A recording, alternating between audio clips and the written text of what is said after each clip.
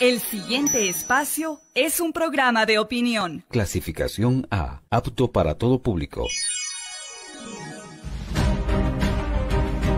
El análisis, la información, los temas de la actualidad y las tendencias están en una sola frecuencia. Frecuencia Política. Frecuencia Política. En tu radio, en tu compu, en tu celu, en tu tablet, aquí por la señal de Pichincha Universal. Comenzamos. Buenas tardes con todos y con todas. Decimos también siempre buenos días, buenas noches a la hora que usted se conecte y desde donde lo haga. Bienvenidos a Frecuencia Política. Mi nombre es Pavel Muñoz y aquí este miércoles 24 de noviembre haciendo una nueva emisión de Frecuencia Política por la radio de los pichinchanos y las pichinchanas. Usted nos puede seguir en radio a través de la 95.3 de FM para Quito, 94.5 para el resto de la provincia de Pichincha, particularmente sus cantones del noroccidente de esta hermosa provincia, la provincia de Pichincha, donde se encuentra la capital de la República, Quito, y desde donde emitimos Frecuencia Política. Debo confesarles que por razones de fuerza mayor estamos haciendo Frecuencia Política, hemos grabado Frecuencia Política hoy día martes para su transmisión el día de mañana miércoles, y señalo esto porque hace no mucho tuvimos un susto significativo los quiteños y las quiteñas porque nos enfrentamos a un sismo digamos que se sintió fuertecito en la capital. Si uno sigue la cuenta del Instituto Geofísico, el reporte más reciente es que el sismo se da el 23 de noviembre, efectivamente, a las 11:03 de la mañana, tiene una magnitud de 4.60, una profundidad de 12,20 kilómetros y estuvo cerquita de Mangahuantac. Esto es cerca de Puembo, aquí en el Distrito Metropolitano de Quito. Recuerde usted que el Distrito Metropolitano de Quito tiene 33 parroquias rurales, una de ellas es Puembo, y ahí o alrededor de Puembo, aproximadamente a unos 11 kilómetros de la capital de la República, se da el epicentro de este sismo. Fuerte susto para los quiteños y quiteñas. No tan grande como el susto que estamos teniendo en materia económica ante el peligro de que pueda ser aprobado una ley que ya hemos comentado en este programa es absolutamente perjudicial para los bolsillos de las clases medias de nuestro país. Se busca el incremento del impuesto a la renta, se consagra en un conjunto de si ustedes quieren, facilidades, incentivos o directamente beneficios a las élites económicas de nuestro país. No tiene ningún sentido la eliminación de la ley de herencia, como lo comentamos en su momento, salvo que no sea para beneficiar a los hijos de los grandes herederos o a los grandes herederos, ¿no es cierto?, que son hijos de grandes fortunas. Está el tema de la regularización de activos en el exterior, ¿no es cierto?, que ya vemos que puede tener una dedicatoria, particularmente a quienes en su momento sacaron la plata del Ecuador sin, responder a sus obligaciones tributarias. Hoy quedarían perdonados para siempre de esas fallas y esas faltas al Estado ecuatoriano. Una contribución que se le pide al patrimonios superiores de $1 millón para personas, de $4 millones para arriba a las empresas, pero que es paradójico porque en este mismo momento estamos con un precio de petróleo alto. Para el día de hoy, martes, el precio del petróleo marcó $78 por barril, el WTI, eso significa más o menos $75 para el caso ecuatoriano. Nosotros siempre tenemos una penalización de $3-4 por barril de crudo, tomando como marcador el WTI. Tenemos, y es increíble, ¿no? El gobierno lanza así con bombos y platillos la noticia de que ha alcanzado un récord histórico de reservas en el exterior, pero esto es como más o menos cuando el hijo le dice a su padre: hijo, te tengo una mala noticia, este año tampoco vas a poder estudiar, pero la buena noticia es que mi cuenta de ahorros ha crecido o que mi cuenta corriente ha crecido. Es decir, vemos cómo caen el cumplimiento de las obligaciones del Estado en materias de salud y educación, pero claro, estamos absolutamente felices porque hoy tenemos bien gorda la cuenta de las reservas internacionales afuera y no plata puesta para la producción y la liquidez que necesita la economía ecuatoriana. Este es en el contexto en el que estamos, así que el día de hoy, miércoles, hay el debate de esta ley, el segundo debate. Se estima que la votación podría ser el día viernes y ahí sabremos qué es lo que pasa. Me parece que con claridad hay 3 escenarios sobre la mesa. El uno es que se apruebe la ley como fue enviada por el Ejecutivo. Modificaciones, poquísimas modificaciones, yo diría que mediocres modificaciones, porque al final se ha impuesto la tesis del Ejecutivo.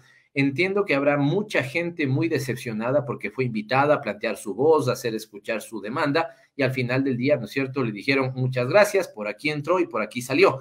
No hay ninguna, digamos, recuperación de las expectativas de esos distintos sectores. Primer escenario, entonces, que se apruebe la ley como fue enviada por el gobierno, con las poquísimas modificaciones que se han hecho en el debate legislativo. Segunda, que se apruebe un proyecto de minoría, un informe de minoría que fue presentado por Carlos Víctor Zambrano, el asambleísta que representa a la Revolución Ciudadana en la Comisión de Desarrollo Económico. Y tercera alternativa, que también es válida, democrática y legítima, es que se archive este proyecto de ley, y eso seguramente sucederá con los votos de los asambleístas el día viernes de esta semana. Nosotros hemos escogido para hablar hoy el tema de la crisis carcelaria. Hace pocos días, en una entrevista que me hicieron en un medio, en otro medio de la capital, señalaba yo que el país está enfermo. Y el país está enfermo, contaminado de odio, ¿sí? Y esto lo vemos, y el virus que nos provocó eso no fue el coronavirus, fue el morenovirus. Morenovirus le enfermó a la sociedad ecuatoriana de odio, de revanchismo, del famoso tema de la descorreización, según él dijo, y al final, insisto, lo que terminaron es generando una sociedad donde la política se ha convertido en un ajuste de cuentas. Eso es muy doloroso. Pero es más doloroso aún cuando el siguiente síntoma de la enfermedad provocada por el morenovirus es el terror, porque en la conjunción, en la suma de odio y terror puede estar la fórmula del desastre de la sociedad ecuatoriana, y esto no lo podemos permitir. Por eso hemos invitado el día de hoy a Carolina Andrade a conversar con nosotros. Carolina Andrade Quevedo, ella es y tiene una maestría en Ciencias Políticas con especialización en Asuntos Públicos de la Universidad de Asuntos Públicos en la Sorbona, París, nada más y nada menos. Tiene 10 años de experiencia en liderazgo en seguridad pública y del Estado. Ha trabajado en temas de inteligencia estratégica y últimamente ha sido consultora del Sistema de Naciones Unidas sobre temas de paz, integración regional y seguridad internacional. Y hoy está juntando el tema de la seguridad con el tema del cambio climático o la acción climática. Esta es nuestra invitada del día de hoy. Yo le pido que por favor se quede en nuestro segmento de Dialogando con, y como siempre, el saludo a ustedes por estar con nosotros, a nuestro equipo de producción liderado por Luqui Ganchala, y está usted en Frecuencia Política. Vamos con nuestro segmento Dialogando con. Los protagonistas de la información aquí en nuestra cabina, en Frecuencia Política. Dialogando con. Habíamos presentado ya a nuestra invitada, estamos contentos de tener a Carolina Andrade con nosotros. Ella maneja los temas de seguridad pública, los temas de inteligencia estratégica, es conocedora del ámbito de la seguridad, a pesar de que últimamente viene colaborando más con el Sistema de Naciones Unidas, ya nos contará ella un poquito de eso, pero digamos, le ha venido siguiendo también el rastro el tema de la crisis carcelaria. Lo decíamos en nuestra nota introductoria, Carolina, y te cuento, siento que el país desde hace algún tiempo está enfermo, y esa primera manifestación, esa primera, digamos, patología social se expresa, por ejemplo, en el odio que de alguna u otra manera se emana desde algunos actores y sectores políticos, pero me preocupa mucho desde hace aproximadamente 2 meses, Carolina, que empezamos a ver algunas encuestas donde el tema de seguridad, digamos, despunta, y en este momento se convierte en una gran preocupación para nosotros. Si no estoy mal, la penúltima encuesta que vi sobre este tema señalaba que 76%, esto es casi 8 de cada 10 ecuatorianos y ecuatorianas, había tenido en los últimos 15 días, me parece que decía la pregunta, algún evento donde había sido amenazada, había tenido algún conato, ¿no es cierto?, con la delincuencia, llamemos así, con temas de inseguridad, robo, ¿no es cierto?, conocía de alguien de su entorno cercano que esto había sucedido. Digo esto, Carolina, para entrar en materia y hacerte una primera pregunta de carácter general. En realidad trataré de ir como de lo general a lo específico, sí topar evidentemente el tema carcelario, sus particularidades, pero antes me voy con este tema.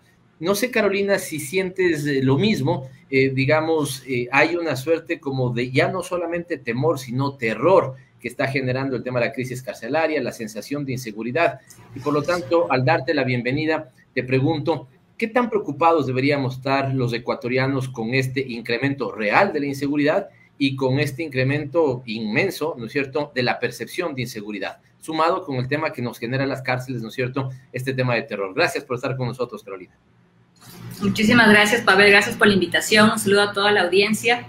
Creo que sí, ha mencionado puntos muy puntuales, específicos y estratégicos en lo que está sucediendo. No se trata de argumentos políticos, lo que estamos viviendo los ecuatorianos es una realidad. Creo que la información y los datos muestran la evidencia real. Estamos viviendo el año 2001, va a ser el año más violento de los últimos 8 años en el histórico que tenemos en cuanto a lo que se relaciona a tasa de homicidios por cada 100.000 habitantes. Un aumento de más del 186.4% en comparación a 2017. Y recordemos que más de... dices, ¿no? Este 2021. Exactamente. Este 2021, a octubre, que tenía los últimos datos que había podido revisar en cuanto a homicidios por cada 100.000 habitantes, vamos a ser el año más violento de los últimos 8 años, con un aumento del 186% en comparación al año 2017. El nivel que estábamos en 2017, que ya lo voy a revisar exactamente, me parece que era 5.8 homicidios por cada 100.000 habitantes. Y la mitad de estos se dan con armas de fuego. Ahí estamos hablando de un tema, primero, que vemos que inició no solamente con lo que estamos viendo ya ahorita en una explosión fuerte de las masacres carcelarias, estamos viendo que viene desde un tema sostenido desde 2017, que no se han tomado los correctivos para evitar que esto siga con una curva creciente hasta la actualidad. O sea, siempre las políticas de seguridad son eficientes cuando actuamos en la prevención, no cuando actuamos en la reacción.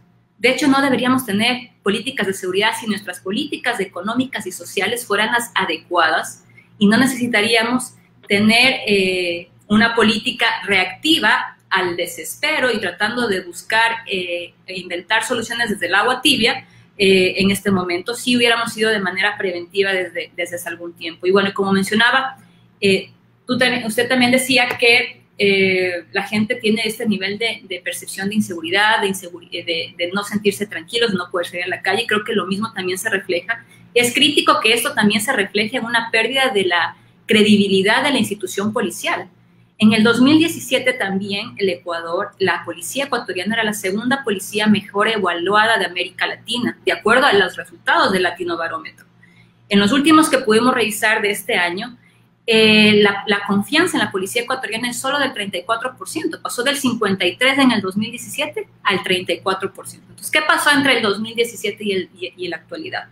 Creo que hay mucha responsabilidad de los propios altos mandos de la policía de realmente hacer una reflexión interna y darse cuenta que no pueden seguir prestando la institución policial para temas políticos que terminan afectando su imagen institucional. Creo que ese es el principal capital que tiene la institución. No puede, y recordemos que la policía tuvo una transformación institucional muy fuerte al pasar de ser una policía más militarizada, que estaba encerrada, acuartelada, podríamos decirlo, más cercana a la línea de las funciones y trabajos del ejército, a ser una policía comunitaria. Una policía comunitaria que trabajó muy fuerte en cercanía con la gente, en los barrios, a través de las unidades de policía comunitaria. Ahí es una de las razones, una de las explicaciones que muchos estudios han demostrado que por eso la policía ganó un nivel de credibilidad tan importante al llegar a ser la segunda policía mejor evaluada de la región. Ahora, Carolina, antes de entrar a este tema donde ya vemos elementos específicos, me acabas de decir, y si tú estás de acuerdo, yo totalmente de acuerdo, de tú, por favor, aquí en Dialogando con, es la necesidad de que nuestros invitados se sientan a gusto, de que el público que nos sigue se sienta a gusto, así que, por favor, si tú estás de acuerdo, de tú yo me siento muy cómodo. Te decía, Carolina, entonces que me dejas preocupado porque en alguna medida mi percepción también está empatando con lo que está pasando con los datos reales. Dices esta frase que termina siendo lapidaria, ¿no? El año 2021 será el año más violento de los últimos 8 años.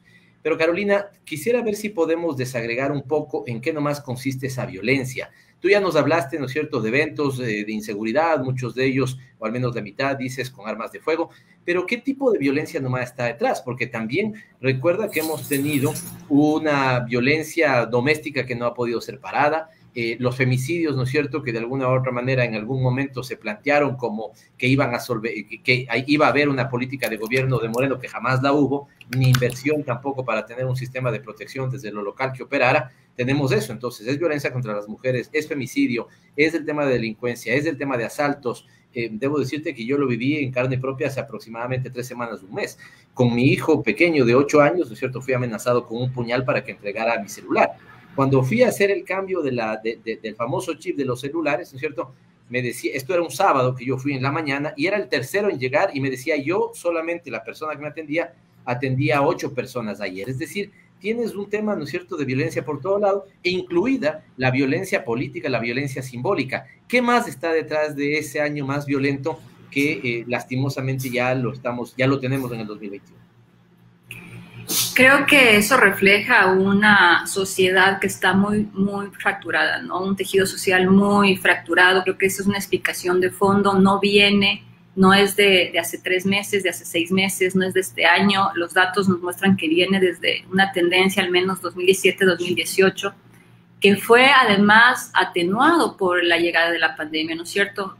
Recordemos que las cifras regionales hablaban de casi un aumento de 40 millones de personas en situación de pobreza y extrema pobreza que iba a existir y que se alertaba por parte de los informes de la CEPAL, pero muy pocos gobiernos tomaron prioridades para poder respaldar a sus ciudadanos en un momento tan complicado, mucho más en el Ecuador, que ya veníamos ya de una crisis económica antes de la pandemia, con despidos, con aumento de problemas de salud a nivel psicológico, aumento de suicidios. Recuerdo que muy poca gente hablaba de eso, del aumento de suicidios. Veíamos muchos reportes, por ejemplo, en las calles de Quito, de hombres de padres de familia que se suicidaban en medio de los efectos de la pandemia por pérdidas de empleo. Entonces, una sociedad realmente fracturada, que se reflejó también en el aumento de la tasa de femicidios. En el 2020 hubo un aumento de cerca del 16.6%, según datos igual. Estos son datos de la Fiscalía, que obviamente sabemos que son datos subvalorados, que no reflejan toda la realidad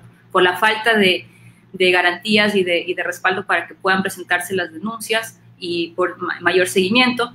Pero podemos ver varias cosas, ¿no? El tema de la fractura social, que venía antes de la pandemia, que después con la pandemia tuvo un impacto mucho más fuerte, y eso ocasionó obviamente que mucha gente se quede sin empleo, mucha gente que está migrando de manera irregular y termina siendo detenida en la frontera entre Estados Unidos y México, casi un aumento de 756%. Justo estaba revisando unos datos de parte de lo que es el Departamento de Migración de Estados Unidos, de 97,000 ecuatorianos hasta septiembre que fueron aprehendidos. Entonces, todo eso es múltiples violencias. La desigualdad es violencia. Entonces, todo lo que veníamos acarreando, más lo que fueron los efectos de la pandemia, vemos ya en evidencias claras el aumento de nuestros compatriotas migrando y siendo detenidos de manera irregular, con niños, mujeres muriendo en el desierto, con un aumento de 752%, un aumento de las desigualdades en el país, un aumento de la pobreza, del hambre, y vemos una falta de respuesta desde el Estado. Entonces, ¿cómo exigimos o planteamos solamente una respuesta represiva, de control, de equipar más a nivel de armamento a las Fuerzas Armadas o a la policía para que salgan a reprimir las protestas o las manifestaciones, cuando no estamos viendo realmente la integralidad de lo que viene sucediendo? Como decía, no es ahora, sino viene hace algunos años atrás, y que los efectos ahora están siendo cada vez más duros y más fuertes y más evidentes, ¿no? En los niveles, como decíamos, del aumento de las diferentes violencias. Te quiero preguntar otro tema, pero me acabas de poner otro elemento sobre la mesa que me resulta también absolutamente decidor, y es una frase que la quiero repetir para, digamos, resaltar algunos elementos. La desigualdad es violencia. Creo que es una frase con la que describes todo lo que está pasando, ¿no? Porque para llegar al tema carcelario, estas preguntas me sirven para, con nuestro público, compartir también un contexto. Y es un contexto, no sé si tú coincides con eso, yo lo he llamado un contexto enrarecido, ¿no? O cuando te escucho, estoy pensando que los sociólogos tenemos un concepto, que es el concepto de anomia, para esa falta de principios que sean organizadores y cohesionadores de la sociedad. Y es como que sentimos eso, ¿no? Digamos, hay anomia en este momento en la sociedad ecuatoriana. Señalas el tema de la desigualdad como un elemento de una violencia simbólica terrible. Claro, tal vez lo tenemos naturalizado, pero la imagen de un carro del año que puede costarte, no sé, pues $120,000 al lado de un niño que te busca limpiar con un trapo el parabrisas es una imagen absolutamente violenta, que esconde todos estos elementos que están detrás. Quería llegar al tema de la desconfianza institucional o la falta de confianza institucional, que es uno que había señalado, pero también al señalar el tema que pones en la mesa de la desigualdad como violencia, señalaste que estaba atenuado con la pandemia, y yo coincido contigo. De hecho, tengo una hipótesis, y es que si no venía la pandemia, la conflictividad social que experimentaba el gobierno de Moreno y que lo experimentó en su punto más alto en octubre de 2019, seguramente hubiera tenido episodios, ¿no es cierto?, de nueva conflictividad, ¿no es cierto?, y de manifestación en las calles. Esa violencia escondió esa pandemia escondió esa violencia, Carolina, esa violencia escondida con la gente, digamos. Además, pensemos esto, discúlpame que me haya extendido en la pregunta, pero que también es un tema de violencia, ¿no? Porque claro, en algún momento la pandemia, recuerda tú nuestro discurso, ¿no? Gente, manténgase en su casa. Pero claro, si nosotros podemos estar abastecidos para los próximos 5 días, no tienes problema de decir gente quédese en su casa. Pero si piensas en Esmeraldas, en digamos, de un dormitorio de 2x3, con 4 personas o 5 personas adentro, con un techo de zinc, que tienen que trabajar para sobrevivir, también ahí hay un tema de una violencia, ¿no es cierto?, expresada en la desigualdad, que seguramente se puso debajo de la alfombra en la pandemia y que ahora de alguna u otra manera está explotando con mucha fuerza. Carolina, ¿sientes esto así o no? Totalmente de acuerdo.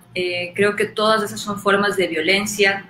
Creo que la principal acción que debería haber tomado el Estado en su conjunto y el gobierno es poder apoyar a los sectores más vulnerables durante esos momentos tan críticos donde la mayor cantidad de probabilidades de contagios estaban en los sectores donde había mayor porcentaje de hacinamiento. Eso fue una variable que se identificó muy rápidamente en lo que pasaba en Perú, porque había una propagación tan fuerte, igual aquí en Guayaquil, viviendas que no tienen espacios de aireación adecuado, donde no tienen condiciones dignas de poder vivir. Entonces, todo eso es un conjunto de factores que van sumando justamente, y a mí me parece que sí, concuerdo que la pandemia como que neutralizó esa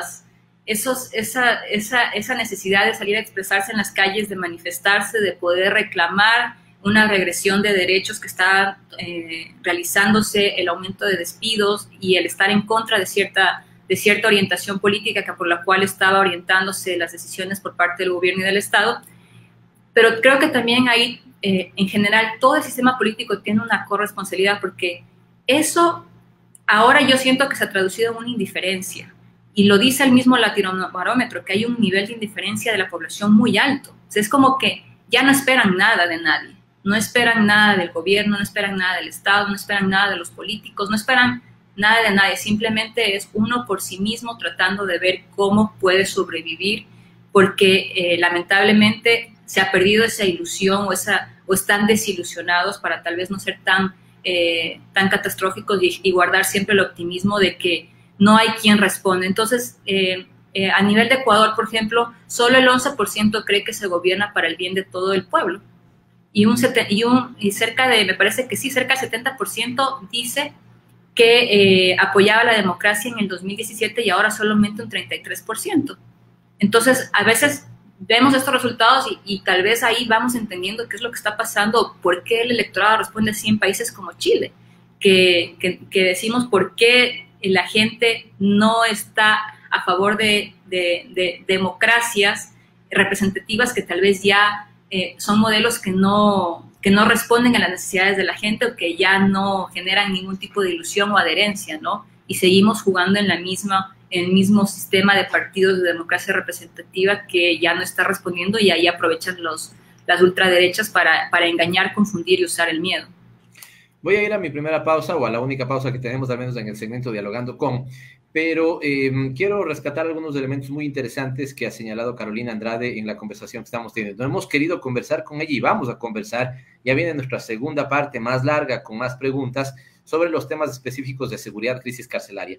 Pero me parecía importante hacer este contexto para darnos cuenta que no son temas aislados, que están vinculados con, Carolina señalaba, un proceso de desinstitucionalización, al menos notorio desde el 2017, un proceso de deterioro de las condiciones de vida, también particularmente desde ese periodo, y Carolina puso un indicador que proviene de una encuesta que se llama Latinobarómetro, se hace en todos los países de América Latina y mide percepciones. Y Carolina dice que hoy los ecuatorianos, solo el 11% dice que el gobierno gobierna, valga la redundancia, para el pueblo, para las grandes mayorías. Carolina, si no me falla la memoria, en el 2013, ese mismo indicador fue 72% al revés. Es decir, la gente ahí decía en el Ecuador que sentían que el gobierno, en ese caso el gobierno de la Revolución Ciudadana, 72% opinaban que gobierna para los intereses de las grandes mayorías.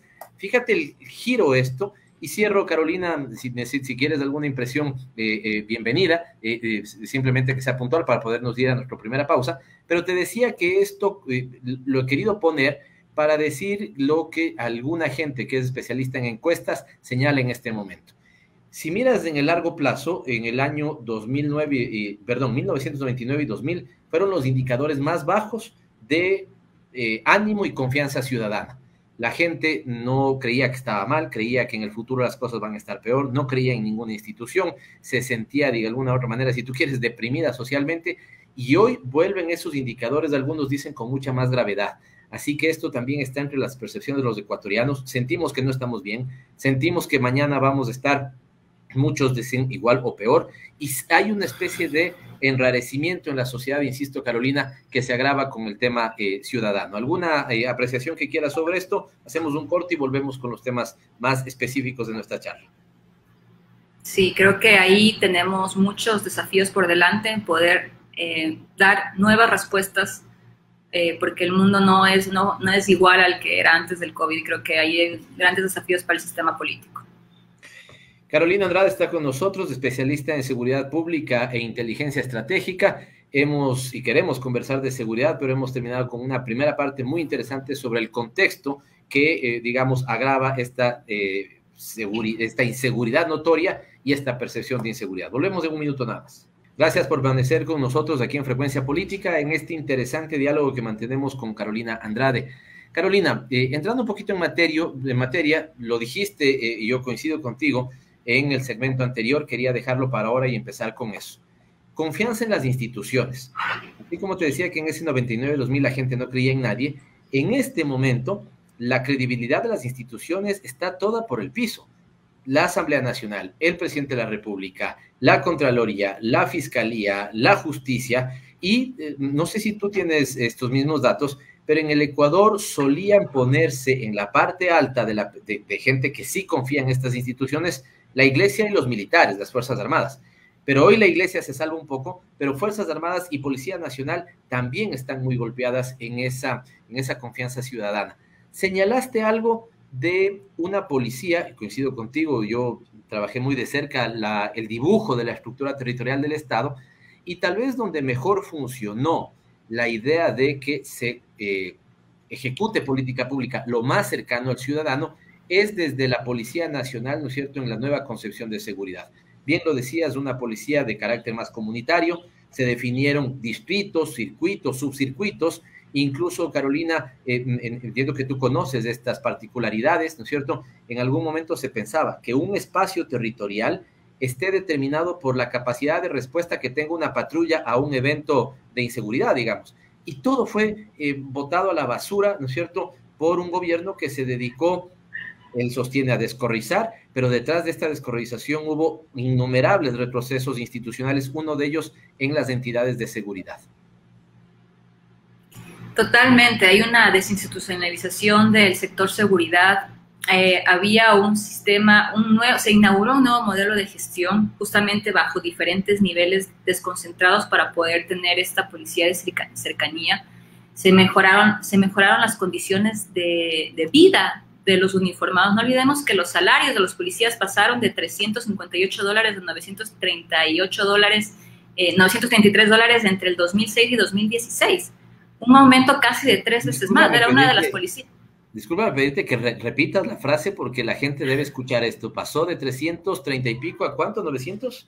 $358 en el 2006 a $933 en el 2016. El salario mensual de un policía recién egresado. Ahora, cuando uno habla con los policías, Nos cuentan que no tienen ni siquiera para hacer mantenimiento de las UPCs, que nuevamente tienen que estar pidiendo apoyo de la gente, de los barrios, para poder, en algo, poder cubrir los temas básicos del lugar, muchas veces ya sin condiciones de mantenimiento, de camas, de lugares para poder descansar y poder hacer su trabajo, o muchas veces ni siquiera dinero para la gasolina. No olvidemos que hay muchos municipios que han presentado como algo, como una gran obra, el poder entregar gasolina a los patrulleros de la policía para que puedan hacer su trabajo. Entonces, ahí vemos una total,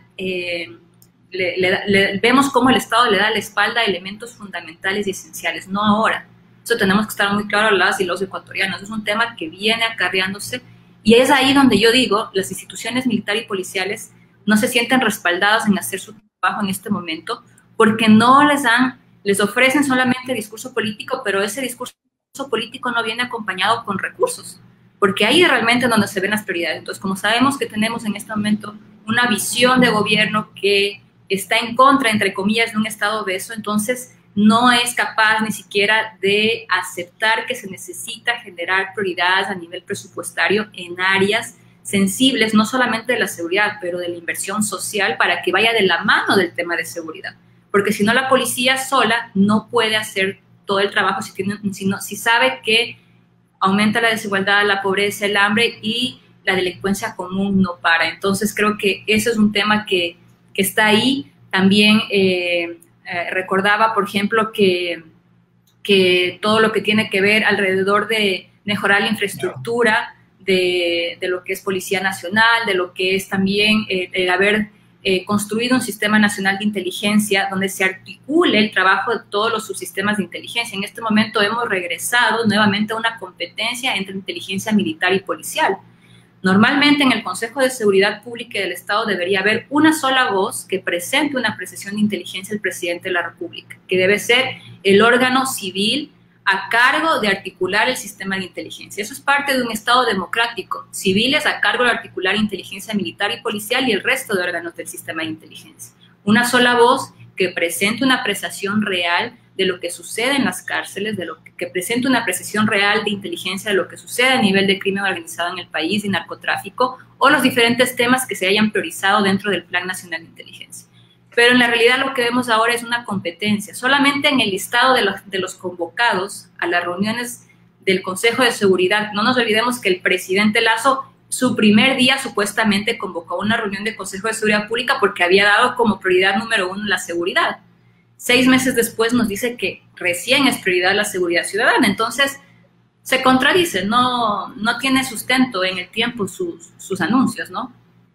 Carolina, es en este marco donde hay una crisis institucional, donde los indicadores del estado de ánimo social están muy golpeados, muy caídos, donde tienes una creciente inseguridad, donde, como digo, hay una anomia, ¿no es cierto?, como carencia, falta de principios articuladores y cohesionadores de nuestra sociedad, donde adviertes una crisis y una competencia en el tema de la inteligencia, donde falta recursos, ¿no es cierto?, para nuestra policía, donde está el tema del desempleo y el tema de la equidad o la inequidad, ¿no es cierto?, llenando la cárcel de delincuentes, sí, pero también muchas veces de pobres, ¿no es cierto?, y son vistos a veces como una población sobrante del sistema, como que no nos interesa, como que esa población le sobra al sistema y no le paramos mucha atención, no le prestamos mucha atención. En este marco se dan ya no las crisis, sino las masacres carcelarias, tú lo dijiste bien, utilizaste la palabra adecuada, y ¿de qué tal dimensión son esas masacres carcelarias, Carolina? ¿Qué tanto, digamos, cuál es la gravedad de la crisis? Ya nos irás contando algunos detalles. Hoy alguien me contaba, por ejemplo, que en algunos pabellones la administración de la comida ya simplemente se deja en la puerta del pabellón, no pueden ingresar a darla porque ya no controlan los pabellones. ¿Qué tan grave es la crisis carcelaria? Y después iremos viendo a qué posibilidades de respuesta hay, pero ¿qué tan grave está el tema de la crisis carcelaria? Masacre, datos, ¿qué es lo que está pasando en el país, Carolina? Creo que para entender lo que pasa en las cárceles es fundamental que veamos qué es lo que sucede, ¿no es cierto?, a nivel del crimen organizado en nuestra región. Hasta el 2017, Colombia aumentó en 250% los cultivos ilícitos de coca. Entonces, tenemos más cultivos y lamentablemente las autoridades actuales celebran tener más incautaciones, pero ahí hay un tema que no cuadra, ¿no es cierto? Obviamente vamos a tener más incautaciones porque tenemos un aumento histórico de cultivos que ni siquiera es comparable a los años donde estaba Pablo Escobar en los años 90. Y creo que es mucho más alto que hasta el propio momento en que se aprobó el Plan Colombia. Entonces vemos que hay un tema que está descontrolado y eso obviamente trae efectos para nuestro país como un país que se usa como tránsito para poder trasladar la droga hacia Centroamérica, México y Estados Unidos. Entonces, esa disputa por los territorios del tránsito de las vías para el tráfico ilícito de drogas es una de las razones que estamos viendo. Estamos viendo también, y creo que este es un tema que poco se menciona, mañana se cumplen 5 años de la firma del Acuerdo de Paz en Colombia, y eso es un tema fundamental que como Estado ecuatoriano no le hemos puesto, a mi modo de ver, la atención necesaria. Creo que ese es otro tema fundamental que tenía que liderar el sistema de inteligencia, una apreciación con escenarios de cuáles iban a ser los efectos para el país, para el Estado en su conjunto, de los acuerdos de paz. Creo que todos saludamos la paz, estamos contentos que Colombia haya llegado a ese punto, que haya habido una desmovilización oficial y que ahora los que actúan al margen de la ley sean tratados como tal y se tenga una estrategia enfocada en eso. Pero creo que ahí falta un seguimiento por parte de las instituciones del Estado ecuatoriano, o al menos un seguimiento público, porque claro, dentro de lo que era la estrategia ya del acuerdo de paz había un componente de inversión social muy fuerte y un componente de intervención militar y policial, posacuerdo. Entonces, dentro de estos dos ejes, a mi modo de ver y bajo lo que he escuchado hoy, justamente escuchaba las declaraciones del ex vicepresidente de Colombia y ex director de inteligencia, el general Naranjo, Oscar Naranjo, uno de los que fue parte de los procesos de paz, que lideró esto desde La Habana, junto al expresidente Santos, y decía, creo que quedamos debiendo aún en el componente de inversión social, que es una deuda histórica que tiene Colombia. Entonces, claro, posiblemente tengamos muchos avances en cuanto a la desarticulación del cabecilla del Clan del Golfo, al desarticular, ¿cómo se llama? El desarticular los diferentes grupos armados organizados, residuales de la extinta FARC, pero ¿cuáles son realmente los efectos en cuanto a temas de inversión social?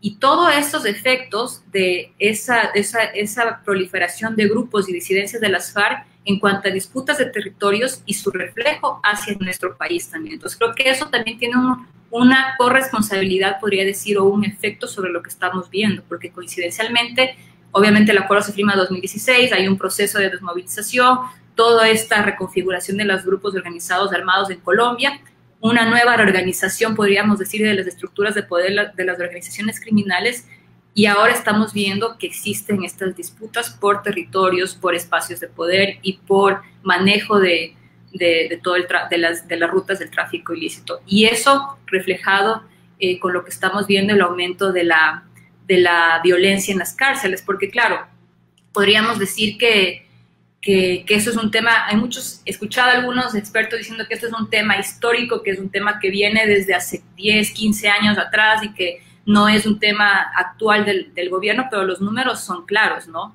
No hemos tenido esos niveles de violencia dentro de las cárceles nunca. Es a partir del año 2018 que las muertes violentas de personas privadas de la libertad se duplicaron en comparación del 2017. Y a partir de ahí no han dejado de crecer hasta el actual momento de violencia extrema que nunca antes habíamos visto en el país. Entonces, claro, ahí también tenemos, y volviendo al tema de la desinstitucionalización, una eliminación de una institución a cargo que tenía modelos de gestión definidos, que tenía una planificación, políticas de Estado para poder ejecutarlas con presupuestos a ser invertidos en estas áreas, con políticas, acciones y objetivos claros, y lo vemos reducido a un servicio del SNAI, que muchas veces creo que estaban rogando que les den 11 millones de dólares, 9 millones de dólares, cuando eso no es un presupuesto adecuado para responder a lo que estamos viendo que está sucediendo. Entonces, ahí también existe una falta de priorización por parte de las autoridades en dónde realmente se debe colocar los recursos y qué son las cosas que no deberíamos haber dejado de invertir y para ahora tener que pagar las consecuencias. Carolina, tomo el toro por los cuernos al menos de unas 3 ocasiones lo señalaste, y ahora decía, toma el toro por los cuernos a la pregunta. ¿Existe inteligencia en el Ecuador? ¿Existe buena inteligencia, mala inteligencia? ¿Existe una adecuada inteligencia? Me refiero a la inteligencia estratégica del Estado, que debería haber, ¿no? Una inteligencia, porque es clarísimo lo que dices. A ver, si uno mira el contexto, y en términos de seguridad es clave el contexto interno, el contexto externo, ¿no es cierto? Dices, tenemos incremento de cultivo de coca en Colombia, tenemos 5 años del Tratado de Paz que iba a tener algunas consecuencias, desmovilización de algunos, ¿no es cierto?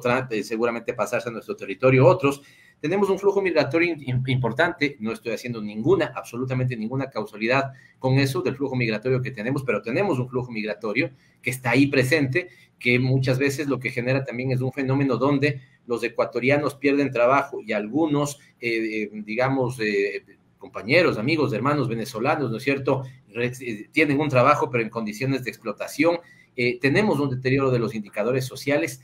Esto ha estado presente en informes de inteligencia claros, diáfanos, que les hayan permitido a los tomadores de decisión tomar acción o no. ¿Cómo está la inteligencia? También hubo una desinstitucionalización. Bueno, ya nos dijiste, buscó concentrarse para que exista una sola inteligencia en el Estado. Hoy vuelve a haber una suerte de competencia entre la que hace la policía, los militares, y yo no puedo dejar de decirte esto como un actor político. A ratos me da la sensación que la inteligencia está más para querer pinchar nuestros teléfonos que para preocuparse de los asuntos de seguridad integral. ¿Cómo está la inteligencia? ¿La tenemos? ¿No la tenemos? ¿Es buena? ¿Es mala? ¿Es mediocre? ¿Cómo está ese tema? Pero en todo Estado democrático debemos, y existen ya en otros países, una instancia, un ente coordinador que integre todos los subsistemas de inteligencia en una visión de comunidad. Porque si no, tenemos lo que usualmente sucedía, ¿no? Que había esta competencia y no había una integración de la información. Entonces, ese es un punto clave. Al haber desmantelado ese espacio y haber restado capacidad humana, de infraestructura tecnológica y presupuestaria, obviamente se observa una institución débil que probablemente tiene ciertas capacidades reducidas a nivel tecnológico que ahora probablemente ni siquiera saben cómo utilizarlas. Y aparte de eso, tenemos a los subsistemas compitiendo por notoriedad, por llegar con alguna información al presidente de la República, en el mejor de los casos, y tal vez para satisfacer no objetivos de seguridad integral, sino otro tipo de objetivos. Entonces ahí tenemos un primer tema, la ausencia de un plan nacional de inteligencia que les dé prioridades, porque aquí es importante, y me gustaría ser un poco pedagógica en este sentido, porque muy poco se habla sobre este tema. Policía y Fuerzas Armadas normalmente están enfocadas en inteligencia táctica operativa. Permanentemente, tanto el G2 como la Dirección General de Inteligencia de la Policía están levantando información alrededor de sus planes de búsqueda de información en los ámbitos de sus competencias y responsabilidades. Están levantando información y están procesando esa información. Pero ¿cómo podemos que el presidente o los ministros tomen decisiones? Es produciendo inteligencia estratégica para el más alto nivel. ¿Y cómo debería generarse eso? Articulando la información y pudiendo presentarla en una precisión estratégica de Estado que muestra realmente la situación de los fenómenos, los posibles escenarios y las recomendaciones para la toma de decisiones. Entonces, en muchos casos, sí, hay gente que nos puede decir, yo en el 2010 hice un informe sobre que iba a aumentar la delincuencia organizada en el Ecuador los próximos 10 años. Bueno, sí, era una tendencia, digamos, que se podía observar en el tiempo. El tema era por qué razones, cuáles eran esas causas estructurales e integrales, qué es lo que iba a motivar, qué elementos iban a influir y cómo el Estado podía estar preparado para evitar eso. A mi modo de ver, una de las formas de estar preparados para eso era poder generar suficiente priorización en cuanto a temas de inversión en zonas vulnerables de frontera, porque creo que vivimos años de años repitiendo que vamos a hacer un plan nacional de desarrollo a nivel fronterizo que pueda generar mayor espacios productivos y zonas de trabajo, y al final no vemos que esa situación cambie lamentablemente en nuestras poblaciones de frontera, que son las más afectadas y las más sensibles. No olvidemos que en el 2018 el entonces ex ministro de Defensa, Osvaldo Jarrín, decía, al momento que él ya asumió el Ministerio de Defensa, decía que el Ecuador se volvía nuevamente una zona de paz, luego de los atentados que existieron en la frontera y que terminaron con la vida de los periodistas del comercio. Muchos al interno de Fuerzas Armadas se reían de esa afirmación porque decía, ¿cómo es posible que de un momento al otro la zona de frontera se haya vuelto una zona de paz por haber inaugurado supuestamente un plan de desarrollo a nivel fronterizo que al final vemos que no estuvieron ni los recursos asignados ni las políticas claras para que eso se transforme en una realidad? Entonces creo que ahí hay varios elementos. Creo que es importante que tengamos un órgano que pueda producir esa información, esa inteligencia estratégica a nivel de Estado, que sea presentado al tomador de decisiones. Y claro, creo que eso es parte de poder avanzar en la institucionalidad democrática de los países. Necesitamos un órgano civil que esté a cargo de eso, porque si no, seguimos delegando estas funciones a órganos uniformados y necesitamos tener prioridades de Estado que orienten el trabajo de estos órganos. Estoy 100% de acuerdo contigo, me parece clave, esencial lo que estás diciendo.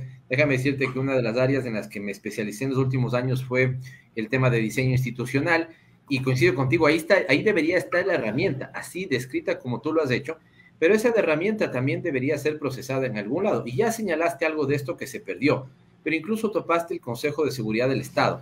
Bueno, si estamos en una situación como la que estamos, si el tema de la crisis carcelaria, ¿no es cierto?, claramente se dio al menos antes de que el gobierno actual entre en funciones. Ya tuvimos los eventos digamos que inician en el 2018, el gran problema que tuvo Moreno. En la Asamblea Nacional estuvimos queriendo debatir esto. ¿Cómo puede ser posible que tú le invites esporádicamente cuando surge una matanza como la que tuvimos, cuando tienes un periodicazo?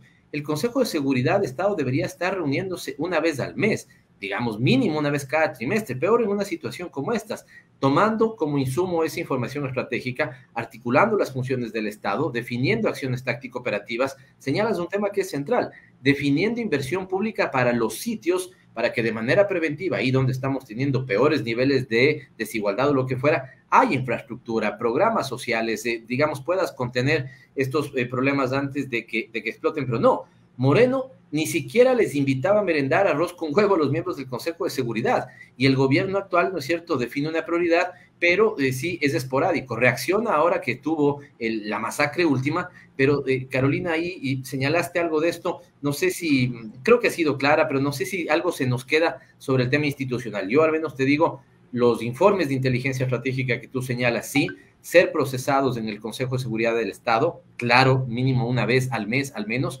y ya en lo operativo, el Ejecutivo sí operando sobre esto permanentemente. Se perdió un Consejo de Seguridad que lo teníamos en el gobierno del presidente Correa, se volvió a poner, acuérdate lo que era el Ministerio de Gobierno, y con esto termino, era gobierno, cultos, del interior, a su vez, ¿no es cierto?, el tema de la relación derechos humanos, descentralizados, sistema penitenciario, derechos humanos. Antes, en la época del presidente Correa, se separó para que tengas instituciones específicas, al menos una Secretaría de Política, al menos un Ministerio del Interior y al menos un Ministerio de Justicia y Derechos Humanos, y todo se volvió en una sola cabeza. Y yo me pongo incluso, con las críticas que le hago a la ministra Vela, pero me pongo hasta sus zapatos, y claro, si hace bien lo uno, no va a hacer bien lo otro, porque tiene una gran cantidad de competencias ahí.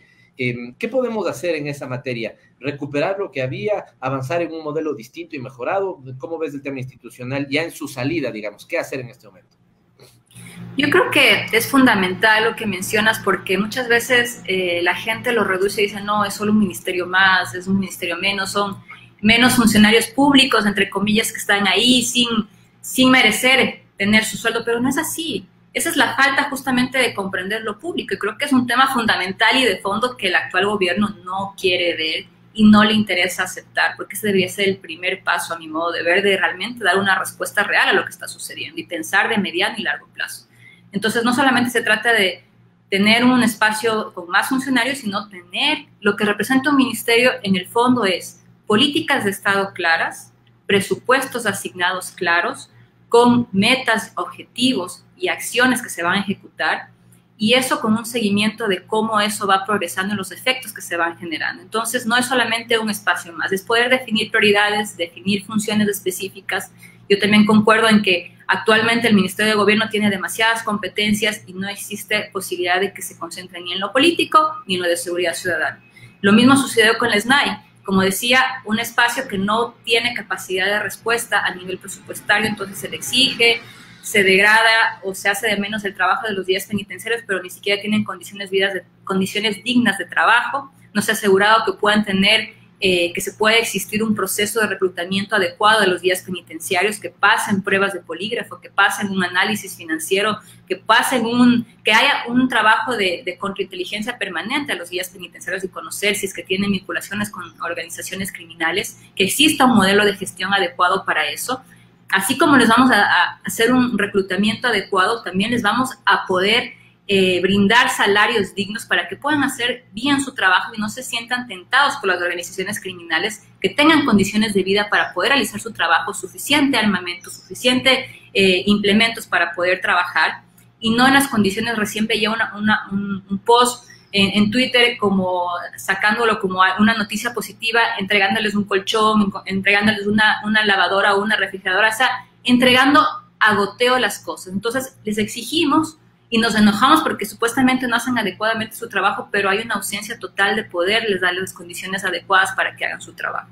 Como lo mismo que veíamos que pasa en la policía, yo creo que en la situación de los guías penitenciarios como trabajadores en esos espacios tan sensibles es mucho más deprimente, podríamos decir. ¿Cuánta razón tienes, además de señalar y poner el acento sobre el tema presupuestario? Déjame comentarte algo que es parte de mi trabajo, que no necesariamente lo comento en este espacio, pero en este momento es absolutamente debido y necesario. La semana anterior, en la Asamblea Nacional, se aprobó el informe sobre los eventos de inseguridad que se dieron en los últimos meses en el país, las masacres carcelarias. No alcanzó a analizar esa comisión la última masacre, que fue, digamos, de la envergadura que todos conocemos, y al final se llegó a tener un informe. En la resolución, es decir, ya cuando el Pleno debate, delibera y toma decisiones, pedí que se ponga el tema del presupuesto, porque Carolina, no podrías tú decir, ¿no es cierto?, tengo un problema de estas dimensiones y les voy a dar $1,000 de presupuesto. Eso significa que estás ya, digamos, siendo groseros con la dimensión del problema. Pero la izquierda democrática, los aliados del gobierno que terminan siendo Pachacuti y el propio gobierno, rogándonos que no topemos el tema del presupuesto en el tema de la resolución. Es decir, ¿cómo puede ser? Y aquí me vino, cuando tú dijiste aceptar el problema, casi que me vino la figura del alcoholismo, ¿no? Mientras tú no aceptes el problema, no vas a encontrar la solución. Y si no quieren aceptar que el problema pasa por este elemento de poner los recursos necesarios para un buen sistema de rehabilitación social, lo que tú dices es absolutamente cierto. Y cierro con esto. Espero que sea mentira, espero que haya sido una exageración, pero me comentaban el otro día que alguien había dicho esto, ¿no? Me están ofreciendo la dirección de la cárcel de una ciudad, particularmente la de Esmeraldas, ¿sí? No quiero aceptar porque es un trabajo muy riesgoso, pero me dicen que por fuera la gente busca y llega a tener hasta $10,000 mensuales, ¿no es cierto? Porque, digamos, con un salario bajo, sucumben a los elementos de corrupción que la mafia está ahí, pues al final te pagarán para pasar digamos, un mejor colchón, una televisión. Ya vimos, ¿no es cierto?, las escenas en la penitenciaría del Litoral. Es increíble. Entonces, está absolutamente podrido ahí el sistema. ¿Se puede hacer algo con ese sistema? ¿Hay que resetearlo de nuevo, Carolina? Creo que sí, hay que buscar una solución integral. Necesitamos hacer un proceso de reclutamiento. Primero, hacer un proceso de depuración de quienes están ya ahí, haciendo pruebas de polígrafo, haciendo un análisis financiero, un análisis de redes de conexiones de estos actores que están a cargo de los temas de seguridad en cuanto a lo que son el cuerpo de guías penitenciarios. Luego, iniciar un proceso masivo de reclutamiento y de formación y capacitación de estos, brindándoles condiciones dignas de trabajo con unos buenos salarios para que puedan hacer su trabajo, porque están trabajando en un área sensible. Entonces, no podemos simplemente pensar que se va a solucionar con la reunión que hubo, que ni siquiera fue un Consejo de Seguridad Pública, la reunión que hubo en Guayaquil, con una hoja donde pusieron las acciones ahí, medio, ahí cada uno repártase lo que pueda hacer y bueno, esperemos a ver qué sucede. Entonces, nos están llevando a un nivel, ¿no? O sea, con cosas tautológicas que no dan para una resolución de un consejo de esas características, que coordinen la policía y las Fuerzas Armadas. Exactamente, entonces, y ni siquiera es un Consejo de Seguridad Pública, porque no fue convocado de esa forma, y simplemente todo buscan una respuesta en que hay un vacío legal. Entonces, cuando buscamos que las respuestas están en los temas de vacíos legales, es porque no son capaces de dar respuestas efectivas con lo que ya está y ya se ha demostrado que se puede dar con evidencias y datos que sí se puede construir una seguridad integral en el país, pero con un esfuerzo desde todos los sectores involucrados.